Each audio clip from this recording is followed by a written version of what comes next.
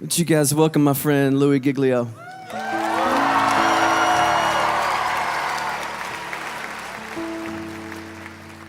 You guys can have a seat. Thank you so much. Man, what a great confession. We're calling this, I think you knew this already, the How Great Is Our God Tour.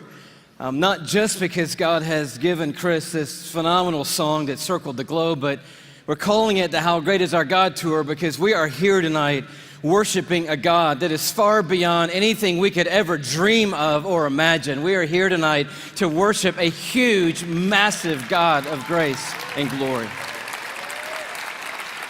If there's anything that can happen tonight, our heart is that we will leave tonight with at least a couple of things having happened to us. One being that our view of God will be completely blown up all over again, and that the view that we have of God will be expanded in this place tonight, and that we will leave here with the confidence that He is able to hold on to us and hold us together no matter what circumstances come our way in this lifetime. And if you were with us on the Indescribable tour, we sort of took a swing at that first part, looking at the bigness of God and the greatness of the universe. Anybody make it out to the Indescribable tour, by the way? A few of you guys were there. The story of it in a nutshell was that the heavens are telling the glory of God. Their expanse declares the work of His hands. In other words, all you have to do is look up and you see the size of the God that we're worshiping tonight. We ended that, just a little review, with this galaxy right here, the Whirlpool Galaxy. You're like, man alive, we're talking about astronomy at a Christian worship service. Why not? The God that we're worshiping tonight is the one who created that right there. It's called the darling of astronomy. The reason why is it's sitting completely perpendicular to us on Earth, and when we look up at it, we get this beautiful view. But check this out. The Whirlpool Galaxy is 31 million light years away from where you're sitting right now.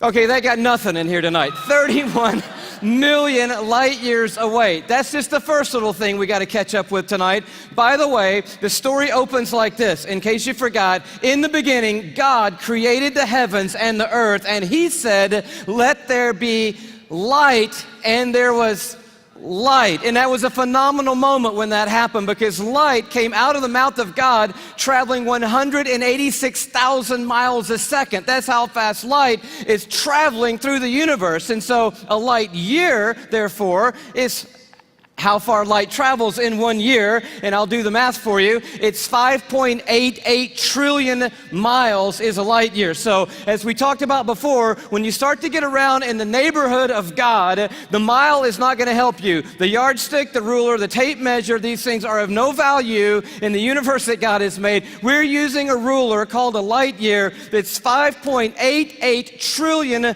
miles long. And if you'd like to go to the Whirlpool Galaxy, be my guest. All you have to do is multiply 31 million, that's how many light years it is away, by 5.88 trillion miles, and that's the distance that you've got to cover.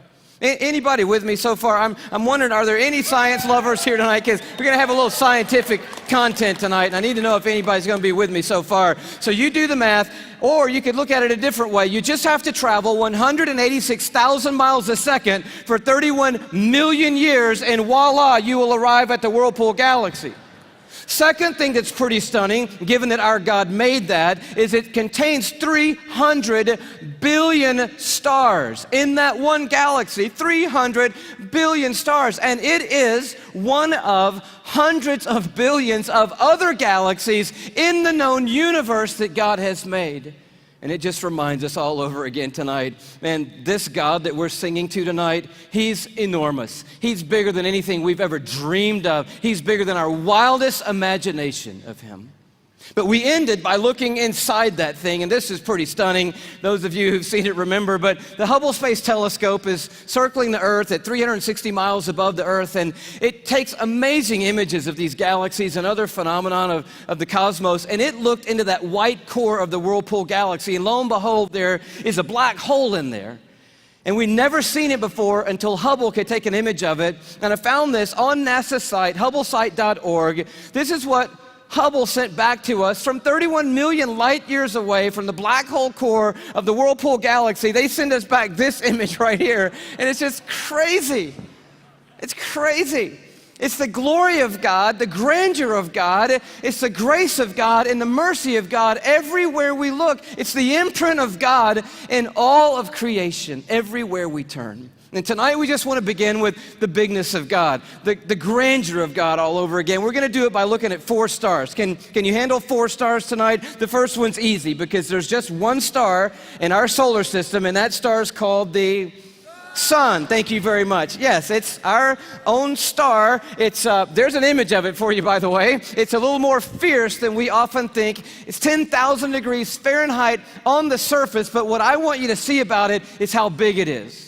It's 93 million miles away, so when you're looking up in the sky, it's pretty good pace out there. By the way, light traveling 186,000 miles a second. It's only taken 8 minutes to cover that 93 million mile journey to touch your skin here in Atlanta, Georgia. But what I want you to see is the size of it. It's like 1,000,000 times the size of the earth, and that matters to us tonight when you hear what the psalmist said. Listen to his words.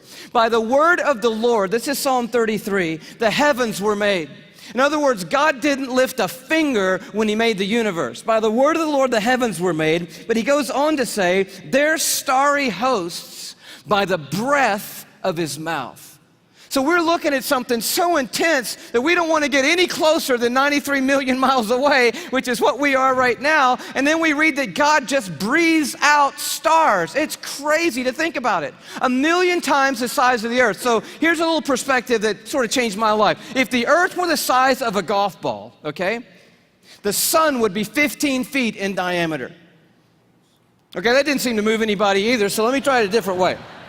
Let me just try it just a different way. I thought I might need this, so I brought a golf ball, okay? So all through the evening, this is gonna represent Earth, all right? So this is where we are. I need everybody in the building to look as closely as you can and find yourself, okay? And when you found yourself, I want you to nod your head so that I know you've located you on the earth, okay? You nodding your head? Okay, you found yourself. If the earth were a golf ball, the sun would be 15 feet in diameter. That's not 15 feet in diameter. Can we blow that up just a hair and maybe give them 15 feet in diameter? So here's a little perspective for you, okay? Is this working for anybody? Here we are on the earth, and that's the sun. It's so big. It's so big you could put 960,000 Earths inside the sun. So if the earth were a golf ball and the sun were 15 feet in diameter, you could put 960,000 golf balls inside that 15-foot diameter sun. That's enough golf balls, by the way, because I know that seems like a big number, to fill a school bus with golf balls could fit inside the 15-foot in diameter sun. It's a massive star, and it's one of hundreds of billions of stars in the Milky Way galaxy, our cul-de-sac in the neighborhood called the cosmos that God has made. It's huge, and we're worshiping a star-breathing God tonight. But I want to tell you about the second star, okay?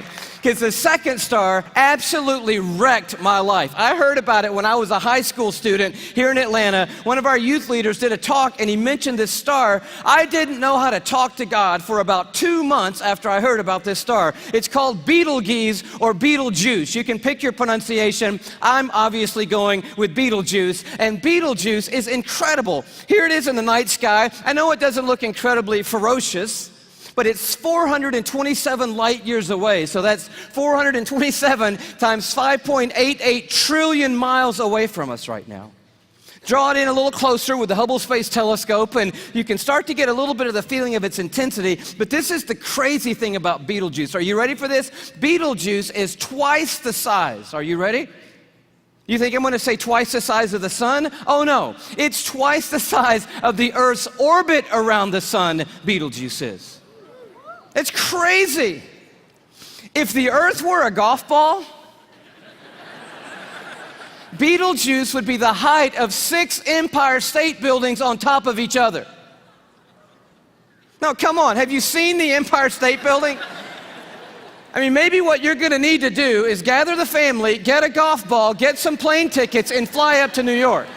And you're gonna go into Midtown, you're gonna take your golf ball and put it on the sidewalk outside the Empire State Building.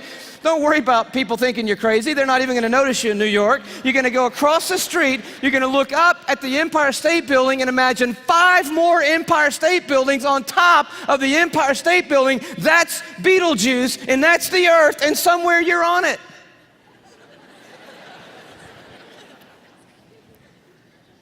You could fit 262 trillion Earths inside Betelgeuse. So if the Earth were a golf ball, that would be enough golf balls to fill up the Superdome with golf balls. 3,000 times.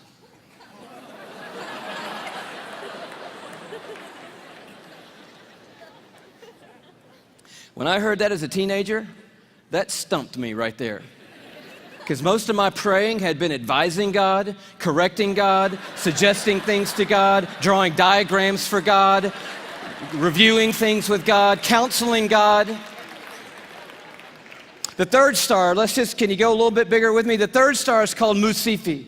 Here it is in the night sky. It's that gold star to the top left. We have the big image of it. It's 3,000 light years away, but I just want you to see it in the span of all these little glittering stars so that you know that at times when you look up at night, it is not just twinkle, twinkle, little star, how I wonder what you are. I'm telling you what you are. What you are is intense and huge and massive and ferocious is what you are. And this one used to be called Herschel's Garnet Star. Check it out.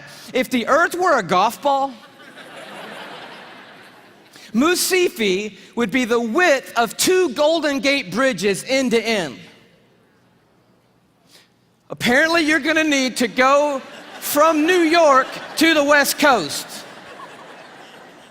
Go to San Francisco with your family and your golf ball. Place your golf ball at the beginning of the Golden Gate Bridge. Go across the bay into Oakland to a high place where you can see the entire Golden Gate Bridge. Another second Golden Gate Bridge will be in your imagination. Span all the way back the 2 Golden Gate Bridges to the very beginning and find your golf ball over there. That's the Earth, and somewhere you're on it. One of the stars in the Milky Way galaxy. It's so big you could fit 2.7 quadrillion Earths inside this one star.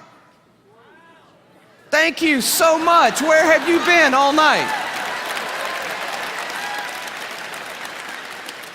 Now, quadrillion we have not talked about, and I need to explain this just briefly because I don't know about you, but I do not understand the national debt or any numbers bigger than about $875.28. I get that number.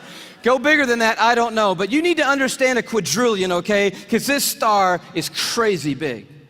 A quadrillion, let's do it this way. Everybody knows a million, right? How many of you know what a million is? You can kind of get your head around a million. Everybody? All right. You know that a billion's 1,000 million, and a trillion is 1,000 billion, and a quadrillion is 1,000 trillion, right? Everybody knew that? Here's the perspective. This changed my life, right? A million seconds ago, 12 days ago. Isn't that cool? See, that saves you doing that on your little calculator at home, which I dare you to try to do when you get home tonight. But a billion seconds ago, you're thinking, oh my goodness, if it's 12 days ago, I'm going all the way back to like September with you, Louie. This must be crazy, right? How about May 1975 is a billion seconds ago? You're like, whoa, that's a little bit bigger than a million. Oh yeah. A trillion seconds ago, you're like, I'm on the 1800s. No. Christopher Columbus? No. 29,700 BC is a trillion seconds ago. A quadrillion seconds ago, 30,800,000 years ago is a quadrillion seconds ago. We're talking about a really large number, and Musifi is so big, you could put 2.7 quadrillion Earths inside this one star. But it is not even the biggest star we have found. I love science, and science has just brought us the largest star they found. It's called, are you ready for this? Canis Majoris. Now, I'm no linguist, but that's a cool name for the biggest star we've found so far. I think that means the big dog star, and that's exactly what it is. I bring it to you as a little bitty purple, glow just to the right of center there. But Canis Majoris, oh wow. If the Earth were a golf ball, Canis Majoris would be the height of Mount Everest.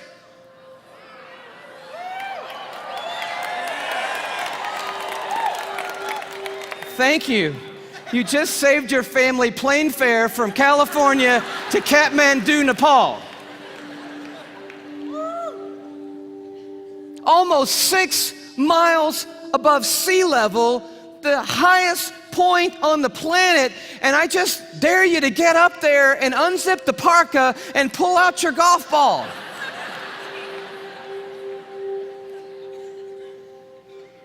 You could fit 7 quadrillion Earths inside Canis Majoris.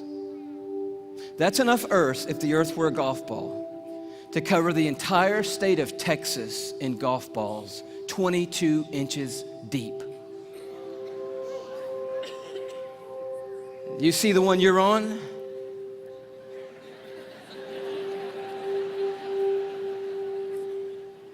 Maybe this will help a little bit more. This absolutely blew my mind. Just a little journey through our solar system. Everyone knows our planets and sort of how we fit in to the story here. You see really quickly that we're not even the biggest deal in our own solar system, but as Earth comes by, you have to know tonight that we are living on a privileged planet. Anyone would tell you we're living at one of the most special places, if not the most special place in all of creation. But Neptune comes by and Saturn and then Jupiter, and you're like, okay, we're not all that big, even in our own little cul-de-sac.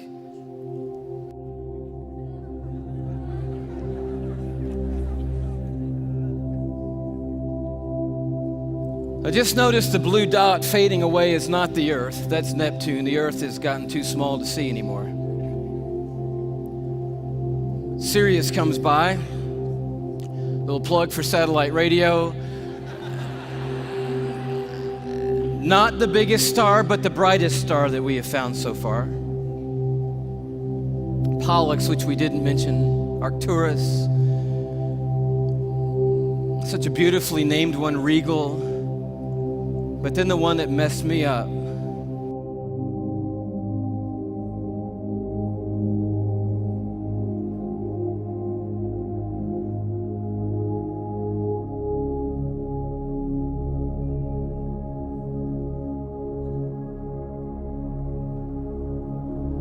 Our third star, Musifi. Musifi's cousin, W. Cephei.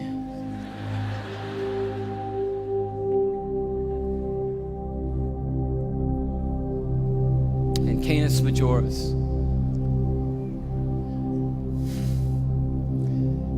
And do you know that you couldn't come up here right now with a Sharpie and make a mark on the screen that would approximate the size of our sun? You couldn't even do it. I mean, when you look at these and their relative size, we just have to put a little arrow over there that says, if you could put the sun on here, which you can't, it would go somewhere about here. And can you hang on that for me? And when you see this, I don't know what happens to you, but I'll tell you what happens to me. A shrinking feeling comes over me, and it's not a bad shrinking feeling, it's a good shrinking feeling. Because sin, it has a way of shrinking God down in our minds and puffing us up in our own estimation. But just a glance into the universe that God has made resizes everything in a heartbeat. And you realize tonight we are worshiping an unrivaled, uncontested God of all kind of might and power and glory and awe, there's none like him anywhere in all of creation tonight. We are not here worshiping some little teeny tiny God. We are the teeny tiny ones, you and me. We are small and weak and fragile and frail. We are, you and me tonight, one of 6.5 billion people on this little golf ball sized planet in this massive universe that God has made. But I'll tell you, the miracle of tonight is crazy.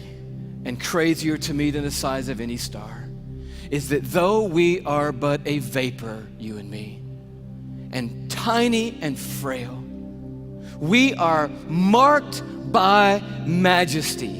And we have been created in the very image of the God who breathes out the stars and put the universe into place. You and I are fashioned and formed and ordained by the God of all creation. We are fearfully and wonderfully made, you and I.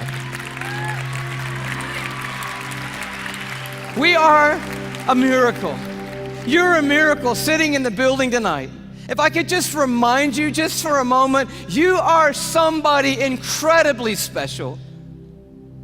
Let me just dial back to the beginning, and I know you know this already, but in the very, very beginning, here's how you happened, okay? One cell from your mom found one cell from your dad. Now, there's more involved in that than that, but that's enough for us right now. And by the way, we should applaud the one cell from your dad, because that one cell did a pretty heroic thing to be the one cell in the story that we're talking about tonight. One cell from your mom met up with one cell from your dad, each one carrying 23 chromosomes. The one from your mom was carrying half of her DNA. The one from your dad was carrying half of his DNA. And those two cells met and merged into one single cell. And when they did, those chromosomes matched, and they began to form together a brand new DNA code. Using 4 characters, 4 nucleotides, they begin to write out what we have now discovered is the 3 billion character description of who you are, written in the language of God. They wrote out your DNA, your human genome of 3 billion characters made up of those 4 simple nucleotides. And when they did, they described who God had ordained you to be. In that one little simple cell. Scientists say if you took the DNA out of that one little cell and stretched it out, that DNA would be 6 feet long, 3 billion characters stretched out to 6 feet long. So amazing that if I were to read your DNA, reading 1 character per second, night and day, it would take me 96 years just to read the description of you. And when they formed together, they wrote out and painted a picture which had never been written before in the history of humankind. And then that cell did the unthinkable. It set out to build that model from one cell. I'm telling you, you are a miracle sitting in this building tonight. And you have come a long, long way. I mean, here you are. This may not be in the family photo album, but here you are at 3 days old. 16 cells of you. You say, what in the world is that? It's a 16-cell human embryo on the tip of a safety pin at incredible magnification. So by now, that one cell had turned into 16 cells on its way to making the 75 trillion cells that make up your body tonight. Every one of those 75 trillion cells containing that 6 feet of the 3 billion character DNA code that's you. There's so much DNA in your body, by the way. If you stretched it all end to end, there'd be enough DNA to go to the moon and back inside your body. 178,000 times. That's how amazing God has made you to be. 75 trillion cells in your body. And when I told you that, 50,000 of those cells died and were replaced by brand new cells when I told you that. And then just now, 50,000 more cells died and were replaced by brand new cells. It's happening every 3 seconds, day and night, all the days of your existence. And you wonder why you're tired all the time. I'll tell you, you're doing some amazing stuff night and day. We're miracles, you and me. I love the way Augustine said it, one of the great fathers of the church and of the faith. He just nailed it when he said it like this. Men go abroad to wonder at the height of mountains, the huge waves of the sea, the long course of rivers, the vast compass of the ocean, the circular motion of the stars. But they pass by themselves and they don't even notice. In the womb, miracles happening every moment. Here you are at 5 months in the womb. You remember those days? Those were the good old days. And just miracles happening every second. Let me tell you about one. 1 million optic nerve endings left the optic nerve center of your brain in the womb, headed for 1 million optic nerves that had left your eye. And they had to meet and match their exact partner, 1 million looking for 1 million. And when they found their exact partner out of 1 million and matched up together, in that instant you had sight. And anyone would tell you that to this moment, the most technologically advanced thing on planet Earth is your eye. Oh, but it didn't do you any good, because when that moment happened, you just had one piece of skin completely covering your eyeball. But as I read in one textbook, miraculously and mysteriously at about the 6th month, a little cutting device appeared, and it cut perfectly that piece of skin. And you had eyelids for the very first time in your mother's womb. You are fearfully and wonderfully made. And the God of the heavens is the one who fashioned you together. And He knows your name tonight. And He knows every single thing there is to know about you. And He's made you a promise that for those who trust in Him, He will literally hold them in His hand and carry them all the days of their life. This Psalm 33 that talks about a star-breathing God turns an interesting corner. It says, "For He spoke and it came to be. He commanded and it stood fast." That's power and awe. But now it gets very personal. From heaven, the Lord looks down and sees all mankind. From His dwelling place, He watches all who live on earth. He who forms the hearts of them all and is intimately acquainted with everything they do. And then He goes even further. And He says, "The eyes of the Lord are on those who fear Him, on those who hope in His unfailing love." And here comes this promise: to deliver them from death and to keep them alive in famine.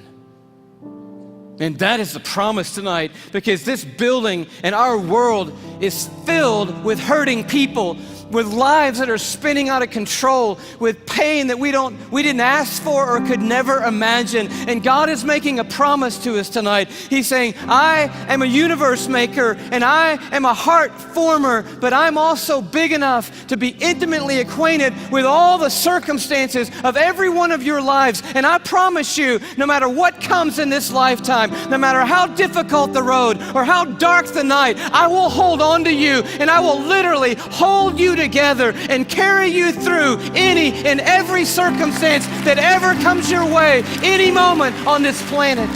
It's the promise of God. And you say, "Well, man, that sounds good, but how do I know that's true of my life right now, Louie?" I mean, that's really what we want to know tonight. And I'll tell you how you can know tonight that God will always hold you together no matter what. It's by looking a little deeper into the human body, and it's a little protein molecule called laminin. Yeah, that's about what I felt the first time I heard that. Long story short, the tour was winding down last time around. We were in Tyler, Texas. The night was over. A guy walks up to me. I wish I could tell you the whole story. It was so of God. Introduces himself to me, says, "How are you doing? I just wanted to say hello." I said, "It's nice to meet you." He says, "You guys winding the tour down? Where are you going to go from here?" I said, "Well, I'm on my way back home to Atlanta, Georgia." He said, "Well, what's next for you?" I said, "I'm going to be preaching the next 2 Sundays for my pastor back in Atlanta." He said, "Oh, cool. What are you preaching on?" I said, "Well, the series is on the glory of God in the human body." He said, "That's really amazing. I'm a molecular biologist at the university down the road. Give me your talk." And I was like, oh, wow, I wasn't quite yet ready to unload the talk for a molecular biologist. So I kind of stumbled through what I had, and he's kind of being kind and gracious and like, that's good. And then he says, "Well, what's your big left hook? You got to have a left hook, a big finish, right?" I said, "I don't have a left hook yet." He said, "Oh, Louie, oh man, your left hook is laminin. And I'm totally blank on laminin. He goes, Louie, it's a cell adhesion molecule. Protein molecule? Do you know about proteins? I'm like, no. He said, Louie, cells organize into certain molecular structures, and that determines what protein there are. There are between 10 and 60,000 proteins in the human body. We don't even know how many proteins are in the human body, but one of them is a cell adhesion molecule. It's organized into this certain structure, and that tells the cell what its job is in the body. And this one is a cell adhesion molecule. And I'm like, all right. He said, no, Louie, it's like the rebar of the human body. The steel they put in the concrete when they lay the foundations of things, it's that stuff. It's holding your membranes together. It's the glue of the human body, Louie. It's laminin. You got to tell them about laminin. And I'm like, I promise you, I'm going home and tell them about laminin. And I'm sure when I do, revival is going to sweep across the church and probably around the world when I tell them. He said, no. You got to see laminin. I'm like, okay, let's see it. He said, no. You need to go look it up online. You need to go Google laminin. I'm like, I don't even know how to spell laminin. Takes his card out. He writes on the back, Laminin. I'm like, okay, I cannot wait to get to my computer and get on Google, click on images, type in laminin, and I'm waiting, and these little thumbnails come up on the screen, and I'm like, wow, that's laminin? The cell adhesion molecule. Woo! I am so excited. I am beside myself. I cannot believe what I'm seeing. I love laminin. I'm so fired up. You should see laminin, I guess. That's the thing, right? Okay. Here is a scientific diagram of the laminin cell adhesion molecule that's holding your body together right now, okay? This is what I found right here.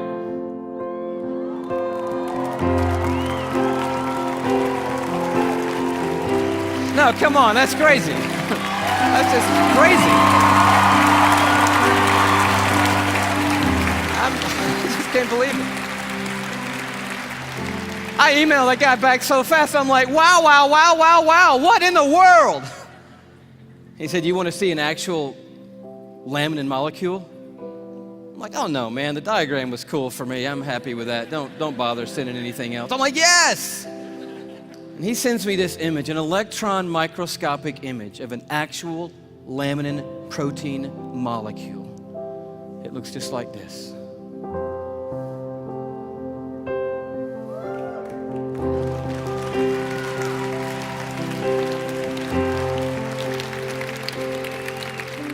Like, how crazy is that? That the stuff that holds our bodies together, that's holding the lining of your organs together, holding your skin on, is in the perfect shape of the cross of our Lord Jesus Christ. And immediately I'm thinking about the words of Paul in Colossians 1. You know this beautiful passage where Paul's talking about the supremacy of Christ and the sufficiency of Christ. He says, for by him, talking about Jesus Christ, all things have been created, things in heaven and things on earth. All things were created by Jesus and for Jesus. But then the next verse goes on to say this, it's crazy. And he, Jesus, is before all things, and in him, that is in Jesus Christ, all things hold together. It's right there. I'm like, of course they do. Of course they do. Everything holds together in Jesus Christ. And he goes on at the end of this paragraph, and he just tells the story of grace. He says, for God was pleased to have all his fullness dwell in Christ, and through Christ to reconcile to himself all things by making peace through his blood shed on a cross. So you're at the toughest place in your life. How can you know that God is going to hold you together and bring you through? You know, because there is a cross standing over history, and it is looming over this building tonight. It is the place where the star breather became the sin bearer, where the universe maker became mankind's savior. And it is proof that God doesn't always change the circumstances. He did not change them for Jesus on that hillside outside Jerusalem. But the cross is also proof that God always has a purpose in the circumstances, and that His purpose and His plan will prevail and will triumph through any circumstances in this world.